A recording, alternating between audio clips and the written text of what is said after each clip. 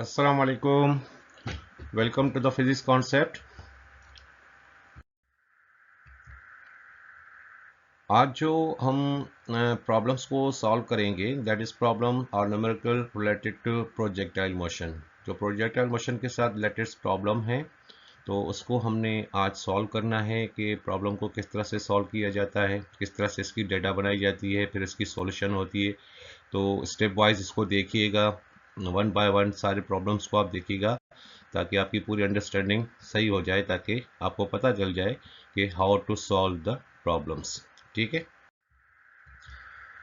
अब before solve the problems please remember the following relations और formula of projectile motion. Projectile motion से related जो formula हमने derive किए थे या डेरिवेशन जो हमने किए थे, जो रिलेशंस हमने बनाए थे, वो रिलेशन कौन कौन से हैं? सबसे पहले हमारे पास क्या है, that is time of flight. अब टाइम ऑफ फ्लाइट का जो रिलेशन है time of flight that is T is equal to we naught sine theta upon G. Time of flight क्या होता है? The time for which projectile remains in air, that time is called is time of flight. ये time of flight when the projectile reaches at highest position, मतलब जब highest position पहुंचेगा तो आपने ये वाला फार्मूला यूज करना होगा। अगर आपने पूरा प्रोजेक्टाइल मोशन जो कर्व पाथ होता है इसका, उसका अगर आपने टोटल टाइम ऑफ फ्लाइट मालूम करना है तो we use t is equal to 2v naught sine theta upon G. तो ये टाइम ऑफ फ्लाइट के लिए आपके पास रिलेशन हो गया। दूसरा हमने रिलेशन जो ड्राइव किया था वो था हमारे पास मैक्सिमम हाइट ऑफ प्रोजेक्टाइल। उसके लिए हमारे पास रिलेशन क्या है? h यहाँ पे हाइट को रिप्रेजेंट करता है, is equal to we naught square sine square theta upon 2g। This is maximum height of the projectile. अगर आपने मैक्सिमम हाइट मालूम करनी है तो हम ये वाला रिलेशन जो है वो यूज करेंगे। फिर थर्ड में हमारे पास क्या है? Horizontal range of the projectile, maximum horizontal range of the projectile. अगर हॉरिजॉन्टल रेंज हमें फाइंड आउट करनी है, मालूम करनी है, then R is equal to we naught square upon ji into sine 2 theta. अब यहाँ पे साइन 2 थीटा है और यहाँ पे साइन स्क्वायर थीटा है। इसका थोड़ा सा आपने ध्यान रखना होगा कि हॉरिजॉन्टल रेंज में हमारे पास जो रिलेशन है that is V naught square upon ji into sine 2 theta. ठीक है, और यहाँ पे साइन स्क्वायर थीटा है। अब यहाँ पे जो वी नॉट है वो वी नॉट किस चीज को रिप्रेजेंट करता है? वो इनिशियल वेलोसिटी को रिप्रेजेंट करता है। ठीक है, तो स्टार्ट करते हैं प्रॉब्लम्स को। सबसे पहले हमारे पास जो फर्स्ट प्रॉब्लम होगा वो देखें इसको ध्यान से। सबसे पहले हमारे पास फर्स्ट प्रॉब्लम है, a ball is thrown with a speed of 30 metre per second. A ball is thrown with a speed of 30 meter per second in a direction 30 degree. अब डायरेक्शन यहाँ पे एंगल के हिसाब से हमारे पास दी गई है above the horizontal, horizontal से above। Determine the height to which it rises, मतलब वो कितनी ऊंचाई तक जाता है जब आपने बॉल को थ्रो किया with angle of 30 degree 30 metre per second के हिसाब से, तो वो कितनी ऊंचाई तक जाता है। द टाइम ऑफ फ्लाइट, उस दौरान उसका टाइम ऑफ फ्लाइट कितनी देर एयर में जब रहेगा तो उसका टाइम आपके पास कितना होना चाहिए, कितना उसका टाइम होगा। एंड हॉरिजॉन्टल रेंज, और वो कितनी दूर तक जाएगा। तो ये तीनों चीज़ें जो अभी अभी मैंने आपको रिलेशंस दिखाए, तो ये तीनों चीज़ें आपने इस प्रॉब्लम के अंदर सॉल्व करनी है। एक तो हाइट उसकी मालूम करनी है, maximum height of the projectile. दूसरा उसका टाइम ऑफ फ्लाइट। और तीसरा हमारे पास क्या है? Horizontal range of the projectile.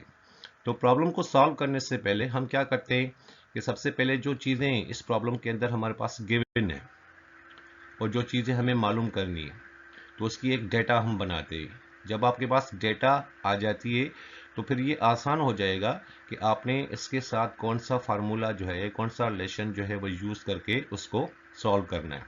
ठीक है, तो यहाँ पे ये हमारे पास क्या है? ये प्रोजेक्टाइल मोशन का डायग्राम है। ये यहाँ से बॉल को थ्रो किया जा रहा है with speed of 30 metre per second. ये बॉल इस तरह से जाते हुए ये, अब ये वाली पोजीशन जो है this is horizontal range of the projectile. ये इसकी जो होती है वो मैक्सिमम हाइट होती है। अब डेटा इसके अंदर ही हम इसकी बना लेते हैं। तो सबसे पहले हमारे पास क्या है? We not. तो बॉल को जो थ्रो किया गया है with speed of 30 metre per second, this is V naught. V naught means initial. अब ये एक चीज और ध्यान में रख लें कि जब भी कोई ऑब्जेक्ट या कोई बॉडी नीचे से ऊपर की तरफ फेंकी जाती है तो वो हमेशा इनिशियल वेलोसिटी के साथ जाती है। हाईएस्ट पॉइंट पे पहुंचने के बाद उसकी फाइनल वेलोसिटी 0 हो जाती है। फिर जब ये रिटर्न होता है ग्राउंड की तरफ, तो उस वक्त फिर उसकी इनिशियल वेलोसिटी 0 होगी और वो नीचे जब भी आएगा वो हमेशा फाइनल वेलोसिटी के साथ आएगा। नीचे से ऊपर जाने में इनिशियल वेलोसिटी के साथ जाता है, फाइनल वेलोसिटी 0 होगी। फिर इस पोजीशन से, हाईएस्ट पोजीशन से जब नीचे की तरफ आएगा, ग्राउंड की तरफ आएगा, तो उस वक्त उसकी इनिशियल वेलोसिटी 0 होगी और उसकी जो नीचे आएगा तो वो हमेशा फाइनल वेलोसिटी के साथ है, फाइनल वर्टिकल वेलोसिटी के साथ है। लेकिन इस पूरे मोशन के दरमियान उसकी हॉरिजॉन्टल वेलोसिटी जो होती है वो हमेशा कांस्टेंट होती है, लेकिन जो वर्टिकल वेलोसिटी होती है वो under the action of gravity होती है। ठीक है, अब आपने देखा कि हमने डेटा में सबसे पहले क्या लिखा है, we naught that is 30 metre per second. उसके बाद आपके पास एंगल जो है थीटा जो है, जो इसकी डायरेक्शन है, किस एंगल से इसको फेंका गया है, that is theta is equal to 30 degree है। उसके बाद आपने क्या मालूम करना है, इसकी मैक्सिमम हाइट, तो ये आपके पास क्या है, ये इसकी मैक्सिमम हाइट है। उसके बाद फिर आपने क्या मालूम करना है, इस पूरे जर्नी का आपने टोटल टाइम ऑफ फ्लाइट मालूम करना है। ठीक है, उसके बाद फिर आपने फाइनली लास्ट में इसकी आपने क्या मालूम करनी है, हॉरिजॉन्टल रेंज मालूम करनी है। और फार्मूला मैंने आपको शुरू में दिखा दिए, तो वन बाय वन ये फार्मूलाज हम यूज करेंगे और इस हिसाब से इस प्रॉब्लम की सॉल्यूशन करेंगे। तो सबसे पहले हमारे पास क्या है, maximum height of the projectile, क्योंकि मैक्सिमम हाइट मालूम करनी है। इसके लिए हमारे पास रिलेशन क्या था, h is equal to we naught square sine square theta upon 2g। तो यहाँ पे h is equal to we naught का वैल्यू कितना है 30 मीटर पर सेकेंड, तो यहाँ पे 30 इसका स्क्वायर, क्योंकि वी नॉट के ऊपर स्क्वायर है, इंटू साइन स्क्वायर थीटा भी हमारे पास कितनी है 30 डिग्री है, divided by 2g। Value of g जो है यहाँ पे कांस्टेंट है, that is 9.8 metre per second square multiply by 2। अब 30 का स्क्वायर 900 हो गया, 2 मल्टीप्लाई बाय 9.8, इसको जब हमने मल्टीप्लाई किया तो ये 19.6 हो गया। उसके बाद क्या है, साइन स्क्वायर थीटा का वैल्यू कितना है 30 है, साइन 30 का जो वैल्यू होता है वो 0.5 होता है। अगर आपके पास इस कंडीशन में हो, साइन स्क्वायर हो थीटा हो, तो आपने पहले इस थीटा का वैल्यू मालूम करना होगा, बाद में आपने इसको स्क्वायर करना होगा। ऐसे मत कीजिएगा कि 30 का स्क्वायर करें तो 900 बन जाएगा, तो 900 की कोई ऐसी एंगल आपके पास नहीं होगी। इसी हिसाब से कि 30 का वैल्यू मालूम करके फिर इसका वैल्यू जो मिलेगा उसका स्क्वायर आपने करना है। तो यहाँ पे आपके पास 30 का स्क्वायर, जो वेलोसिटी है इसकी इनिशियल वेलोसिटी वो 900 हो गया, 30 का square divided by 9.6 sine square 0.5, 30 का वैल्यू 0.5। अब 0.5 का स्क्वायर हमने करना है, तो 0.5 का स्क्वायर करने के बाद आपने इसको 900 के साथ मल्टीप्लाई करना होगा और लास्ट में इसको 19.6 के साथ आपने डिवाइड करना होगा। तो ये h is equal to 900 multiply by 0.5 का square 0.25 divided by 19.6 is equal to 11.5 metre. तो इसकी जो मैक्सिमम हाइट है, ये जो मैक्सिमम हाइट है कहाँ तक, कितनी ऊंचाई तक ये जाता है, ये 11.5 मीटर की ऊंचाई तक जा रहा है। ठीक है, उसके बाद फिर हमने क्या करना होगा, इसका टाइम ऑफ फ्लाइट मालूम करना होगा। तो टाइम ऑफ फ्लाइट के लिए हमारे पास क्या है formula, t is equal to 2v0 sine theta upon g। Therefore t is equal to 2 v naught कितना है 30 है, that is 30 metre per second multiply by sine theta आपके पास कितना है 30 degree divided by g, value of g constant है, that is 9.8। तो ये t is equal to 2 multiply by 30 60 हो गया, साइन 30 का वैल्यू 0.5 डिवाइडेड बाय 9.8, तो ये 60 मल्टीप्लाई बाय 0.5 30 हो गया डिवाइडेड बाय 9.8। आपके पास जो उसका टाइम आएगा दैट इज 3.1 सेकेंड। ठीक है, मतलब यहाँ से लेके जब इस बॉल को हमने फेंका इस डायरेक्शन में 30 की डिग्री की डायरेक्शन में, तो यहाँ तक पहुँचने में इसको 3.1 सेकेंड का टाइम जो है वो लग गया। ठीक है, तो हमारे पास टाइम ऑफ फ्लाइट जो होगा, टोटल टाइम ऑफ फ्लाइट जो होगा वो 3.1 सेकेंड का हो गया। अब फाइनली हमने क्या मालूम करनी है, इसकी हॉरिजॉन्टल रेंज मालूम करनी है। तो रेंज के लिए हमारे पास फार्मूला क्या है, that is r is equal to, r represent करता है हॉरिजॉन्टल रेंज को, v naught square upon g into sine 2 theta. ठीक है, v नॉट का वैल्यू 30, वैल्यू ऑफ g 9.8, 30 का स्क्वायर हो जाएगा साइन 2 मल्टीप्लाई बाय थीटा का वैल्यू कितना है 30 डिग्री। अब यहाँ पे 2 थीटा के साथ मल्टीप्लाई में, तो 30 को मल्टीप्लाई करेंगे 2 के साथ तो ये 60 डिग्री बन जाएगा। इसी हिसाब से 30 का स्क्वायर 900, 9.8। अब साइन 60 का वैल्यू कितना है 0.866। This is the value of sine 60 degree which is equal to 0.866। पहले साइन 30 था लेकिन इसके साथ साइन 2 थीटा है, तो 2 मल्टीप्लाई बाय थीटा होगा, तो ये 0.866 हो जाएगा। 900 मल्टीप्लाई बाय 0.866 डिवाइडेड बाय 9.8। जब इसकी हम कैलकुलेशन करेंगे तो आपके पास जो उसकी रेंज आएगी, हॉरिजॉन्टल रेंज होगी, दैट इज 80 मीटर। ठीक है, आपने देख लिया कि हमने इसकी हाइट भी मालूम कर ली, मैक्सिमम हाइट भी मालूम कर ली, टाइम ऑफ फ्लाइट भी हमने इसका मालूम कर लिया और हॉरिजॉन्टल रेंज भी हमने देख ली, that is r is equal to 80 metre. मतलब कितनी दूर तक जाता है, ये 80 मीटर की दूरी तक जाता है। ठीक है, ये फर्स्ट प्रॉब्लम था, उम्मीद है आपको अच्छी तरह से समझ में आ गया होगा। ठीक है, उसके बाद आते हैं सेकेंड प्रॉब्लम की तरफ। वो सेकेंड प्रॉब्लम आपके पास क्या है, अ football is throne upward with an angle of 30 degree. अब यहाँ पे भी एंगल हमारे पास 30 डिग्री है। फुटबॉल को कहाँ पे फेंका जा रहा है, अपवर्ड फेंका जा रहा है with respect to the horizontal, horizontal के साथ। टू थ्रो अ 40 मीटर, कहाँ तक फेंकना है इसको, कहाँ तक, मतलब इसकी रेंज कितनी होनी चाहिए, डिस्टेंस कितना होना चाहिए, 40 मीटर तक होना चाहिए।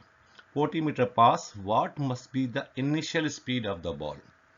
पहले हमारे पास इसकी इनिशियल स्पीड थी, पहले प्रॉब्लम में 30 मीटर पर सेकेंड की थी। यहाँ पे आपसे वो इनिशियल स्पीड मांग रहा है कि इस बॉल की इनिशियल स्पीड कितनी होगी अगर आप बॉल को थ्रो कर रहे हैं upward with angle 30 degree respect to the horizontal to throw a 40 metre. इसकी रेंज भी हमें गिवन है, लेकिन फिर हमसे पूछ रहा है कि इसकी इनिशियल स्पीड कितनी होगी, आप किस स्पीड के साथ इसको फेंकोगे। ठीक है, तो सबसे पहले इसकी डेटा बना लेते हैं। अब यह देखें, ये बॉल को थ्रो किया जा रहा है, किक किया जा रहा है। ठीक है, हॉरिजॉन्टली अपवर्ड फेंका जा रहा है। इस सूरत में एंगल जो है हमारे पास वो 30 डिग्री की है। ठीक है, उसके बाद फिर जो इसकी रेंज हमारे पास दी गई है, आप इसको r से डिनोट करें या x से डिनोट करें, एक ही बात है, क्योंकि x भी हॉरिजॉन्टल डिस्टेंस को रिप्रेजेंट करता है, तो r is equal to range भी हो जाएगी है। ठीक है, आपने इसकी v0 मालूम करना है कि ये इसने जो किक किया है बॉल को या फेंका है, तो इसकी स्पीड कितनी थी, किस स्पीड के साथ इसने इसको फेंका हुआ है। तो यहाँ पे डेटा में आप देखें, एंगल आपके पास कितनी है 30 डिग्री, रेंज आपके पास कितनी है 40 मीटर, तो ये 40 मीटर की रेंज है। ग्रेविटी का value 9.8 metre per second square. आपने फाइंड आउट क्या करना है, इसकी इनिशियल स्पीड आपने बतानी है। ठीक है, तो सॉल्यूशन में आपके पास फार्मूला जो है वो क्या है, क्योंकि रेंज है तो रेंज के लिए हमारे पास फार्मूला क्या होता है, that is r is equal to v0 square upon g into sine 2 theta. ठीक है, तो v0 को मालूम करने के लिए हमने इक्वेशंस को थोड़ा सा रीअरेंज कर लिया। तो v0 square is equal to किसके इक्वल है, r के इक्वल है। g जो v0 के साथ डिवाइड में है, इसको इज इक्वल तरफ लेके जाएंगे, ये मल्टीप्लाई हो जाएगा, ये हो जाएगा r मल्टीप्लाई बाय g। अब v0 square sine 2 theta, v0 square जो है वो के साथ मल्टीप्लाई में क्या है, साइन 2 थीटा है। इस चीज़ को अगर हम इज इक्वल की उस तरफ लेके जाएं तो ये डिवाइड में चला जाएगा। अब हमारे पास बिल्कुल सिंपल सा फार्मूला आ गया v0 स्क्वायर के लिए, मतलब v0 मालूम करने के लिए, इसकी इनिशियल स्पीड मालूम करने के लिए r multiply by g upon sine 2 theta. तो r का वैल्यू हमारे पास कितना है 40 मीटर। ठीक है, g का वैल्यू हमारे पास कितना है 9.8। इसी हिसाब से साइन 2 थीटा, थीटा आपके पास कितनी है 30 डिग्री, तो 30 मल्टीप्लाई बाय 2 क्या हो जाएगा 60 हो जाएगा। तो यहाँ पे आप देखें, इन दोनों को हमने मल्टीप्लाई किया, 40 multiply by 9.8 that is 392 divided by sine 60 degree, क्योंकि थीटा 2 थीटा था, तो यहाँ पे 2 थीटा के हिसाब से क्या होगा 2 मल्टीप्लाई बाय थीटा, तो 30 multiply by 2 that is 60 degree. We know that sine 60 का जो वैल्यू होता है वो 0.866 होता है, और ऊपर आपके पास क्या है 392। ठीक है, जब आपने इसको डिवाइड किया तो ये v0 स्क्वायर का वैल्यू आ गया, क्योंकि हमारे पास v0 के ऊपर स्क्वायर है, फार्मूले में के अंदर है। तो यहाँ पे v0 square is equal to 392 divided by 0.86, उसके मुताबिक हमारे पास जो इसका रिजल्ट आ गया वो 452.64।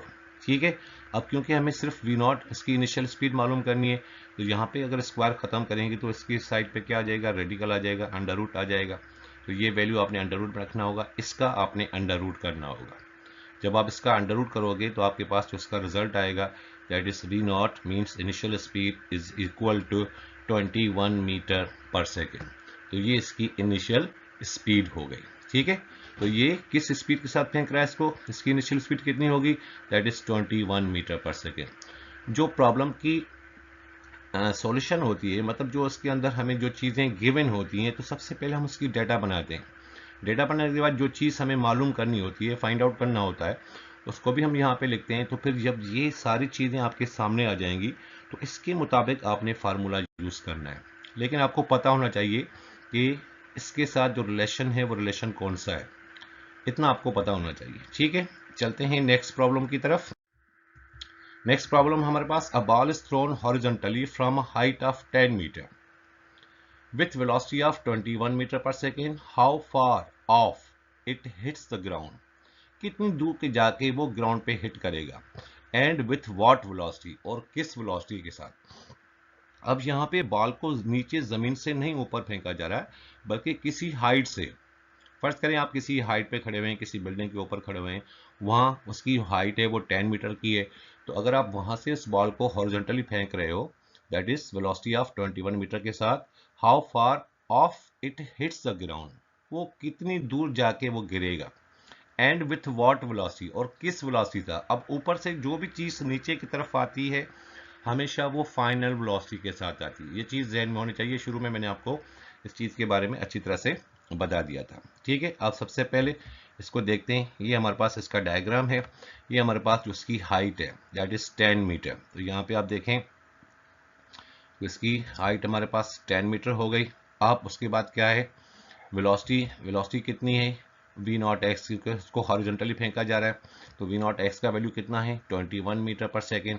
ठीक है, उसके बाद आपने इसका डिस्टेंस मालूम करना है कि कहाँ पे जाके गिरेगा।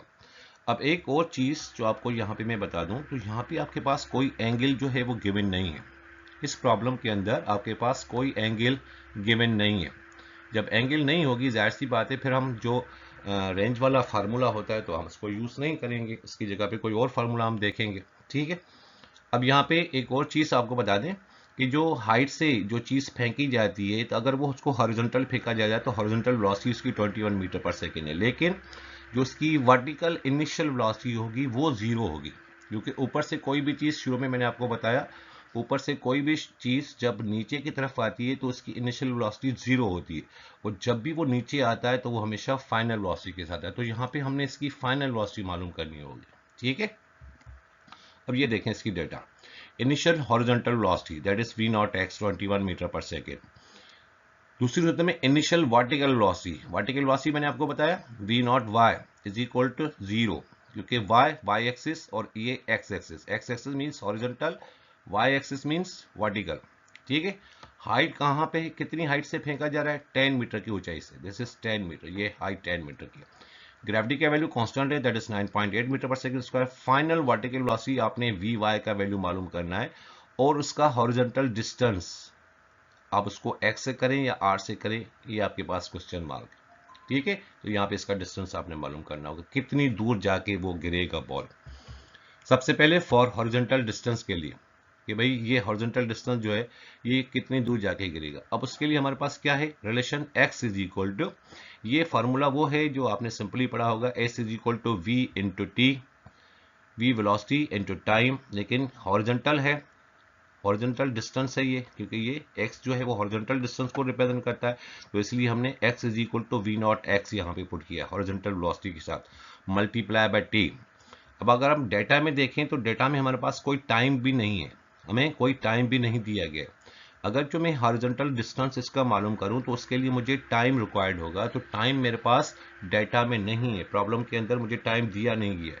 तो सबसे पहले मैं क्या करूंगा, इसका टाइम मालूम करूंगा, और उसके लिए मेरे पास क्या फार्मूला होगा for time, that is h is equal to, अब ये सेकेंड इक्वेशन ऑफ मोशन है, यहाँ पे s होता है, s is equal to we i t plus 1/2 AT square, लेकिन उसकी जगह पे हमने क्या लिखा है, क्योंकि हाइट है हमारे पास, वैसे s जो होता है वो डिस्टेंस, हॉरिजॉन्टल डिस्टेंस को रिप्रेजेंट करता है, तो यहाँ पे h is equal to we I क्या है, initial velocity, vertical initial velocity, जब नीचे की तरफ आएगा तो वहाँ पे वी नॉट वाई का वैल्यू हमारे पास क्या है, जीरो है, प्लस टी आपके पास है, यहाँ पे टी का वैल्यू नहीं है तो हमने इसको फाइंड आउट करना होगा, प्लस 1/2 ए की जगह पे क्या आ जाएगा जी, क्योंकि एक्सेशन ड्यू टू ग्रेविटी, उसमें जो एक्सेशन प्रोड्यूस होगी वो ड्यू टू ग्रेविटी की वजह से होगी, इनटू टी स्क्वायर। तो ये सेकंड इक्वेशन ऑफ मोशन है। अब इसकी सॉल्यूशन देखते हैं। फॉर टाइम के लिए h is equal to we naught y t plus 1/2 g t square, value put करें। h का वैल्यू हमारे पास कितना है 10, तो यहाँ पे 10 हमने पुट कर लिया। वी नॉट वाई का वैल्यू क्या है 0, तो ये 0 हो गया। Multiply by T same, plus 1/2 जी का value 9.8 into T square same. ठीक है, अब ये 10 हो गया, 0 मल्टीप्लाई बाय टी, तो ये 0 बन जाएगा, खत्म हो गया। 9.8 डिवाइडेड बाय 2 है, तो 9.8 को डिवाइड करेंगे 2 के साथ तो ये 4.9 हो जाएगा। उसके साथ क्या है टी स्क्वायर, तो ये हो गया 10 is equal to 4.9 t square. अब हमें क्योंकि टाइम मालूम करना है तो t square is equal to किसके इक्वल है 10 के, जो टी स्क्वायर के साथ मल्टीप्लाई में है वो 4.9 इसके डिवाइड में आ जाएगा। तो 10 डिवाइडेड बाय 4.9, तो ये बन जाएगा 2.04 सेकेंड, सेकेंड का स्क्वायर बन जाएगा। स्क्वायर खत्म करने के लिए, टाइम का स्क्वायर खत्म करने के लिए यहाँ पे क्या आ जाएगा, यहाँ पे रेडिकल आ जाएगा, अंडर रूट आ जाएगा। 2.04 का अंडर रूट मालूम करेंगे, ये हो जाएगा 1.42 सेकेंड्स। ठीक है, तो यहाँ पे हमने टाइम मालूम कर लिया। अब आपने इस हॉरिजॉन्टल डिस्टेंस को मालूम करना होगा। तो इसका डिस्टेंस फिर कितना हो जाएगा for horizontal distance, x is equal to we naught x into t. तो यहाँ पे x is equal to we naught x का वैल्यू हमारे पास कितना है, that is 21 metre per second. तो यहाँ पे हमने 21 मीटर पर सेकेंड रख दिया। मल्टीप्लाई बाय टाइम हमने जो अभी मालूम किया 1.42, तो ये आपके पास आ गया 1.42 इज इक्वल टू, इन दोनों को मल्टीप्लाई करने के बाद हमारे पास जो उसका हॉरिजॉन्टल डिस्टेंस आ गया वो 30 मीटर, मतलब कितनी दूर जाके गिरेगा, वो 30 मीटर दूर जाके गिरेगा। ठीक है, अब देखें थोड़ा सा कि हमारे पास वेलोसिटीज, अब एक वेलोसिटी तो हमारे पास ये है वी नॉट एक्स। अब आपने क्या करना होगा, इसकी फाइनल वेलोसिटी मालूम करनी है। ये वी नॉट वाई इनिशियल है, आपने फाइनल वर्टिकल वेलोसिटी मालूम करनी होगी, वी वाई का वैल्यू मालूम करना होगा। उसके लिए हमारे पास फार्मूला क्या होगा for final vertical velocity, v f is equal to we i plus g t. ये फार्मूला वो है, v f is equal to we i plus g T.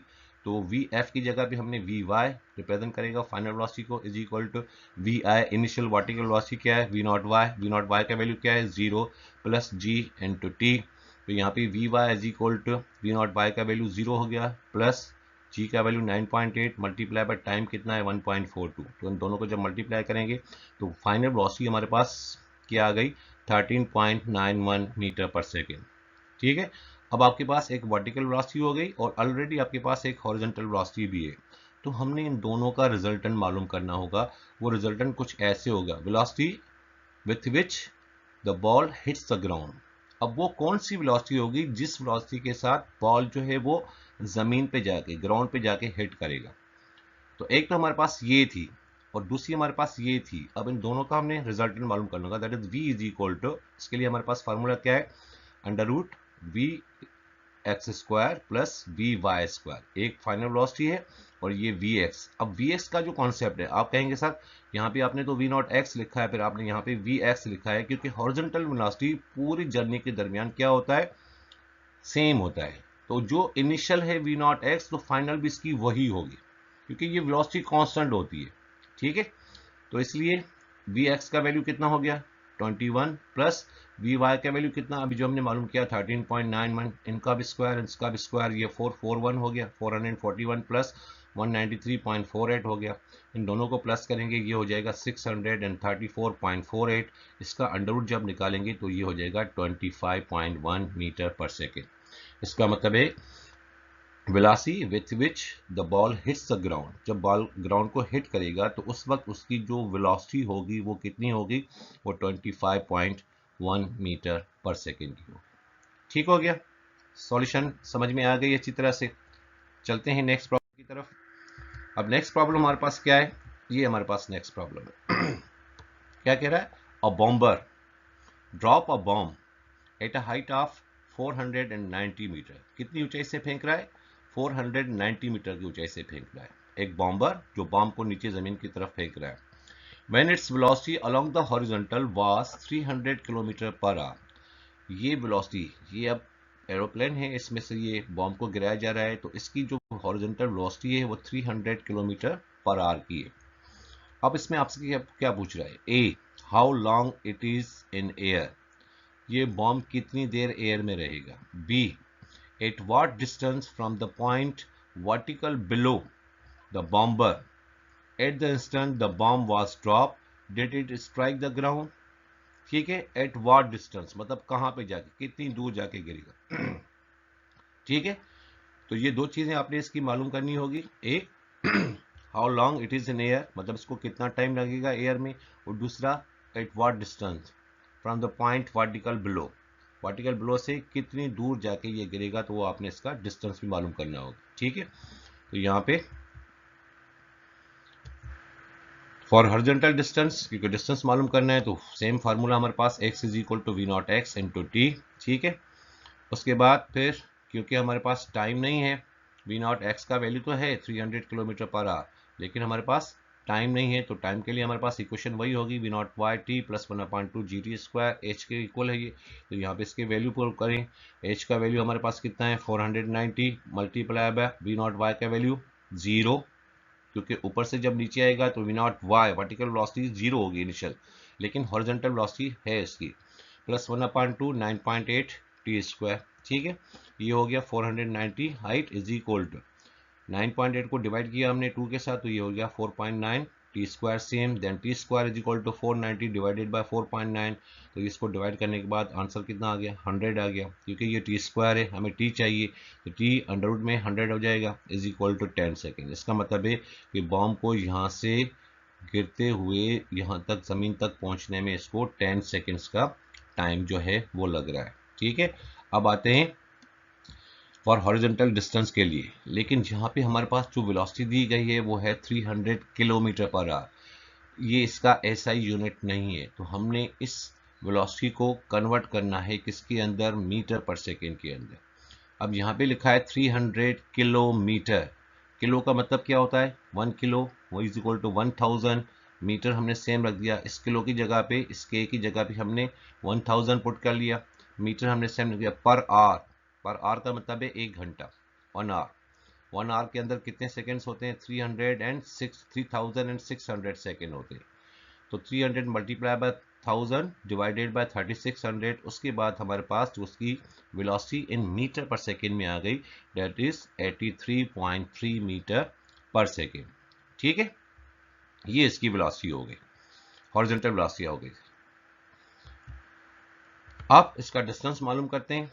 For horizontal distance जो हमने शुरू में फार्मूला लिखा था x is equal to we naught x into t, तो यहाँ पे x is equal to we naught x का वैल्यू कितना है, अभी अभी हमने मालूम किया, उसको कन्वर्ट किया, जो किलोमीटर पर आवर में था उसको हमने मीटर पर सेकेंड में कन्वर्ट किया 83.3, तो ये 83.3 मल्टीप्लाई बाय टाइम हमारे पास कितना है 10 सेकेंड, तो ये मल्टीप्लाई करने के बाद जो उसका हॉरिजॉन्टल मतलब जो पूछ रहा था कि did it strike the ground, क्या वो ग्राउंड पे जाके गिरेगा, अगर वो गिरेगा तो कितनी दूर जाके गिरेगा, तो ये 833 मीटर दूर जाके गिरेगा. ठीक है, क्लियर हो गई बात. Next problem, find the angle of projection of a projectile for which its maximum height and horizontal range are equal. ये पूछ रहा है find the angle of projection, मतलब किस एंगल पे प्रोजेक्टाइल मोशन में, किस एंगल पे for which its maximum height and horizontal range are equal, मतलब हॉरिजॉन्टल रेंज और मैक्सिमम हाइट जो है वो किस एंगल पे इक्वल होंगी, दोनों सेम होंगी. अब उसके लिए आपने क्या करना होगा, एक साइड पे आपने हॉरिजॉन्टल रेंज लिखना होगा, क्योंकि इसको आपने बराबर देखना है, चेक करना है कि किस एंगल पे ये दोनों इक्वल होंगी, हाइट भी और रेंज भी. अब देखें, एक तरफ से हमने हॉरिजॉन्टल रेंज और दूसरी तरफ मैक्सिमम हाइट, उसके लिए हमारे पास फार्मूला आपको पता है, r is equal to horizontal range के लिए v naught square upon g into sine 2 theta, और हाइट आपके पास होती है we naught square sine square theta upon 2g. अब इस हिसाब से देखें आप कि यहाँ पे अगर आप थोड़ा सा ध्यान दे दें,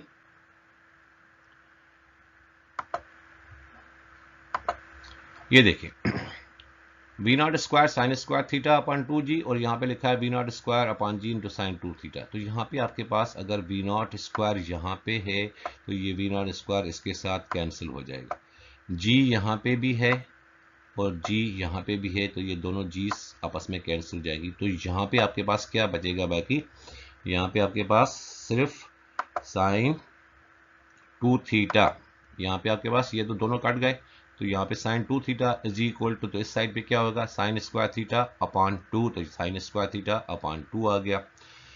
बट हमें मालूम है जो हमने प्रोजेक्टाइल मोशन का टॉपिक किया था तो उसमें हमने देखा था कि साइन 2 थीटा जो है हमें कैसे मिलता है।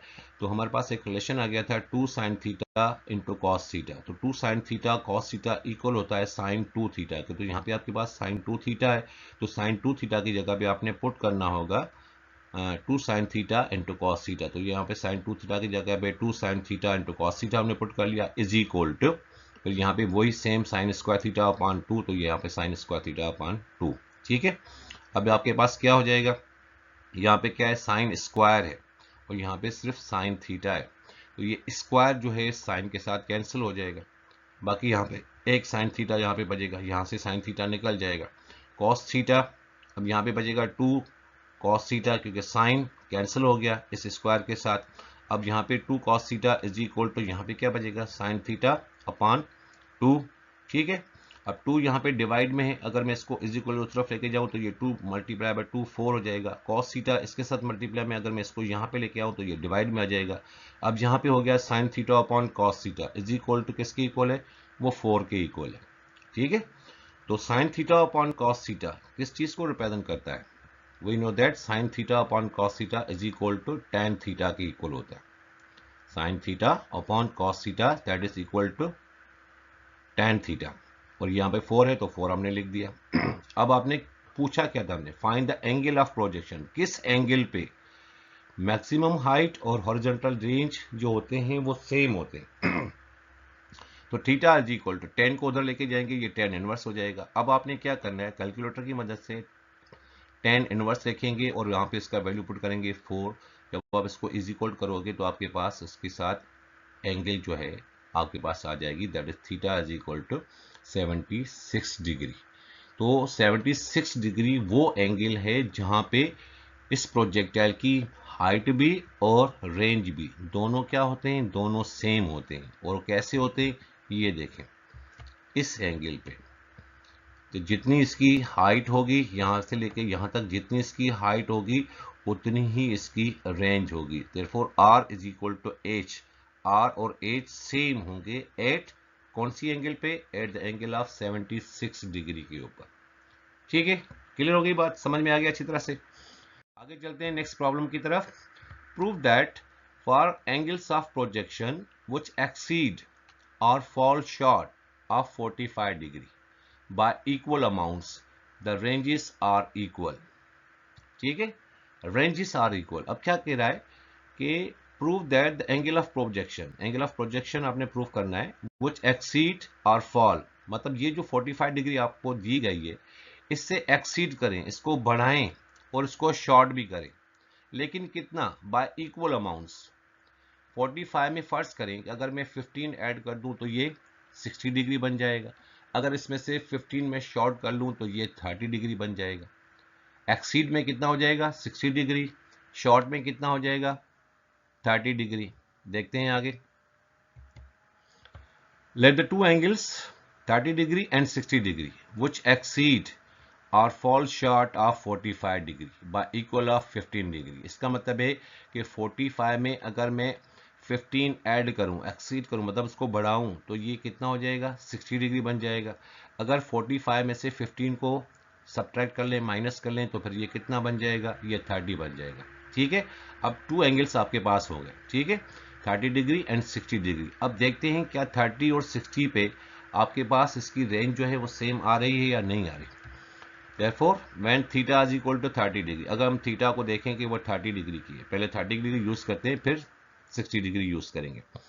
तो r is equal to, range के लिए फॉर्मूला होता है we naught square upon ji into sine 2 theta. Therefore r is equal to we naught square upon ji into sine 2 theta. Theta का वैल्यू गिवन है दैट इज 30 डिग्री। तो ये sign 60 हो गया क्योंकि 2 थीटा है। साइन 60 का वैल्यू क्या है 0.866। अब ये देखें, इसको थोड़ा सा गौर करें इसको कि r is equal to we naught square upon ji into 0.866, ये वैल्यू आ गया हमारे पास अगर 30 डिग्री पे होगा। ठीक है, अब देखते हैं 60 डिग्री पे। When theta is equal to 60 degree, same formula v naught square upon ji into sine 2 theta, v naught square upon ji into sine 2। अब एंगल कितनी है हमारे पास 60 डिग्री है, तो यहाँ पे आप 60 डिग्री लिखोगे, तो 60 मल्टीप्लाई बाय 2 ये 120 हो जाएगा। एक्चुअल में जो साइन 60 का वैल्यू है 0.866 वही साइन 120 का वैल्यू है 0.866। तो यहाँ पे एंगल्स ऑफ प्रोजेक्शन आपने देख लिया कि अगर हम इसको एक्सीड करते हैं, 45 को एक्सीड करते हैं, या इसको हम फॉल शॉर्ट करते हैं, और वो सेम अमाउंट इक्वल अमाउंट्स में, इक्वल अमाउंट्स क्या है 15 है भाई, 45 में 15 ऐड करो तो 60 बन जाएगा, 45 में 15 लेस करो तो ये 30 बन जाएगा। ठीक है, सेम अमाउंट में हमने इसको किया। ठीक है, उसके बाद आप देखें, ये देखें यहाँ पर मैंने लिखा एक्सीड 45 प्लस 15 तो ये 60 बन गया, फॉल शॉर्ट 45 माइनस 15 तो ये 30 डिग्री बन जाएगा। ठीक है, अब ये हमारे पास है, इस डायग्राम को अच्छी तरह से देखें। ये देखें, सबसे पहले हमारे पास एंगल कौन सी है 30 और 60, तो ये वाला 30 है, ये 30 डिग्री। अब 30 डिग्री की रेंज देखें कि कितनी है, ये 30 डिग्री रेंज है। इसी हिसाब से अगर हम देखें कि ये रेंज और ये रेंज दोनों इक्वल हैं, और ये एंगल कौन सी है, दैट इज 60 डिग्री। इसका मतलब है कि 60 और 30 पे रेंज सेम है। ठीक है, फिर दूसरी रेंज कहाँ पे इक्वल आ रही है, एक रेंज आपके पास है 75 डिग्री की, ये रेंज 75 और फिर ये रेंज 15। इसका मतलब है कि 15 डिग्री पे भी और 75 डिग्री पे भी आपके पास रेंज सेम होती है, एक 30 और 60 के ऊपर और दूसरा 15 और 75 के ऊपर। अब आपने अगर 45 की एंगल आपके पास गिवन हो तो आपने उसमें कितना ऐड करना होगा कि एंगल आपके पास 75 हो जाए। तो यहाँ पे आप एक्सीड में 45 प्लस 30 लिखेंगे, 30 डिग्री होगा तो फिर ये कितना बन जाएगा 75 बन जाएगा। इसी हिसाब से अगर फॉल शॉर्ट होगा 45 डिग्री होगा, कितना लेस करेंगे 30, ठीक है 30 को एक्सीड भी किया हमने, 30 ऐड भी किया और 30 को शॉर्ट भी किया, तो -30 जब हो जाएगा तो यहाँ पे फिर क्या आ जाएगा, यहाँ पे 15 आ जाएगा। बात समझ में आ गई, एक 30 और 60 पे रेंज सेम होगी और दूसरा 15 और 75 डिग्री पे आपके पास रेंज सेम होगी। ये क्वेश्चन आपका एमसीक्यूज के अंदर भी आ सकता है, तो उस प्रॉब्लम को अच्छी तरह से ध्यान से अंडरस्टैंड कर लें, समझ लें और कॉन्सेप्ट को अच्छी तरह से क्लियर कर लें। ठीक है, तो ये थे हमारे पास प्रोजेक्टाइल मोशन के साथ रिलेटेड प्रॉब्लम्स। उम्मीद है कि सारे प्रॉब्लम्स आपको अच्छी तरह से समझ में आ गए होंगे, उसका मेथड आपको समझ में आ गया होगा कि किस तरह से हम प्रॉब्लम्स को सॉल्व कर रहे हैं, किस तरह से हम इसकी डाटा बना रहे हैं, डाटा को देख के हम इसका फार्मूला यूज़ कर रहे हैं, तो हमें इसकी सॉल्यूशन जो है वो मिल जाएगी। ठीक है, उम्मीद है टॉपिक आपको अच्छी तरह से समझ में आ गया होगा, पूरे प्रॉब्लम समझ में आ गए। चैनल को लाइक और सब्सक्राइब ज़रूर कीजिएगा। Thank you.